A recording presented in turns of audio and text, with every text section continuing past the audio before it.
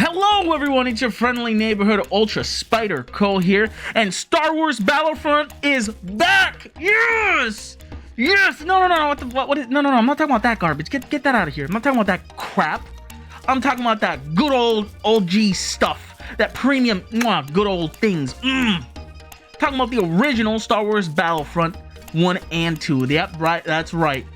For the people who don't know and are living in the Andromeda Galaxy, I'm talking about you, Will. Star Wars Battlefront Collection was just announced at Nintendo Direct just a few days ago. And oh boy, the excitement that I am feeling. Oh my god. They are re-releasing this game for almost everything. Hell, they're putting on the PlayStation 5, the new Xbox, the PlayStation 4, the old Xbox, the Switch, the PC. Hell, they even might put it on your smart refrigerator. Your Chinese smart refrigerator that can play Doom. They might put that on that too. Rumor has it that on top of all that, they will be adding crossplay. That would be amazing. That would literally mean that the game won't ever die. I play that game still to this day.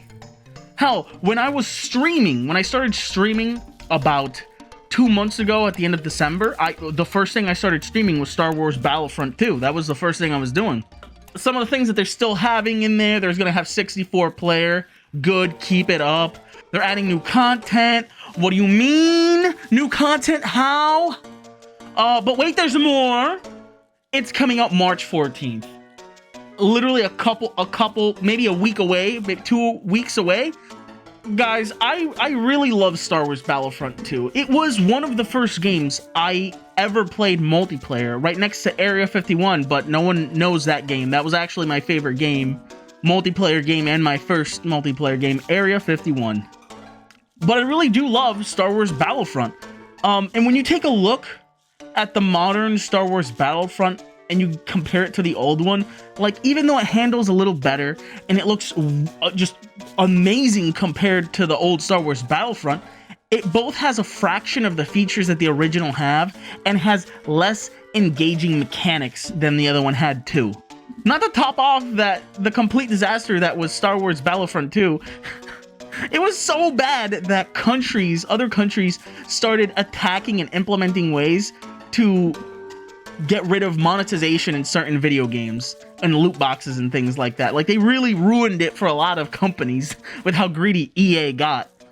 And if that wasn't bad enough, there was a Redditor called Hotter Potato who made a whole graph and statistics showing that you need to play over 40 hours to unlock one hero. And to be honest, for the fact that you buy a game that's probably like $80 at the time, and like, you know, EA, $80 at the time, and you don't have iconic characters already unlocked, a lot of people were really, really pissed. Hell, it was kind of so bad that you could just buy a whole bunch of loot boxes and pretty much just buy more damage. Because the upgrading system in that game was, hey, the higher your player card is, the more damage you do. And I'm like, that's fucking stupid. That is completely, utterly stupid. But you didn't come here for me to start talking about the new Star Wars Battlefront. No, we talking about the OG stuff, and you want to know what the content that's going to be inside of it, okay? So what content is going to be added to this game? Well, I believe the name of the map is Rienvar Harbor, Citadel, and Cloud City, original maps that came to the first Star Wars Battlefront video game.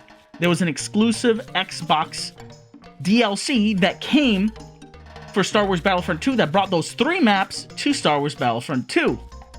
Now, with this collection, everyone is going to be able to play those 3 maps. On top of that, there is Kit Fisto, the Jedi, and Asan Ventress, which is a Sith, which are part of the Clone Wars. And you may be wondering, that's a little weird. Didn't the Clone Wars come out in 2008? How did it, like, this game is from like 2005, isn't it? Well, interesting thing. Where there was a 2008 3D Clone Wars show, there was an original 2D animation show under the same name called Star Wars: The Clone Wars. It went from 2003 to 2005, and after that time period, I think they canceled it, and it came back as a 3D animation show in 2008. So that's why you see Asan Ventress and Kit Fisto. They will also be expanding the Hero Assault game mode, which before you were only able to play in Mos Eisley? I don't know how to pronounce that. You're only able to play in Tatooine. Let's go with that. Most East... I'm just gonna say Tatooine.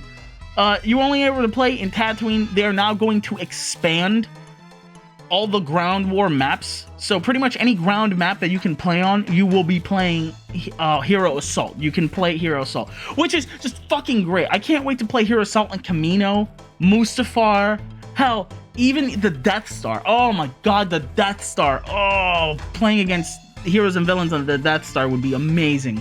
And with the rumors saying that it's going to be crossplay, I can play with anyone and everywhere all the time.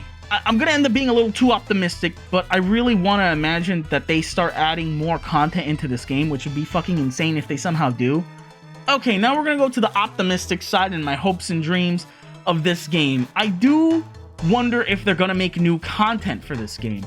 It seems like they're doing a lot already to make this a mainstream game again. Like, keep this into people's pockets and have people keep fucking playing this all the time. If that is the case, please contact modders, contact whoever you need to try to put more maps into this game. Could you imagine maps that you played like years ago when you were modding this game, just put into the game regularly, or just new content that they want to make for the game with new heroes, new villains, whatever it is. I don't care. That would be great.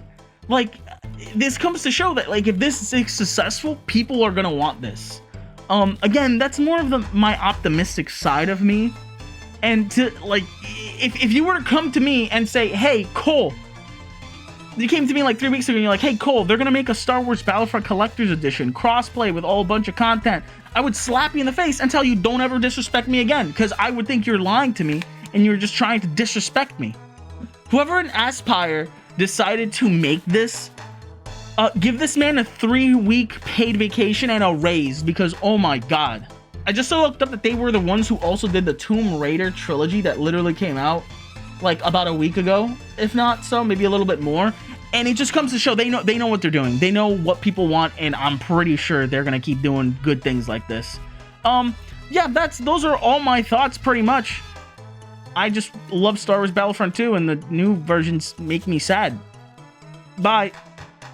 Wait, if you wait a second, it moves to my voice. Yeah, that's pretty cool.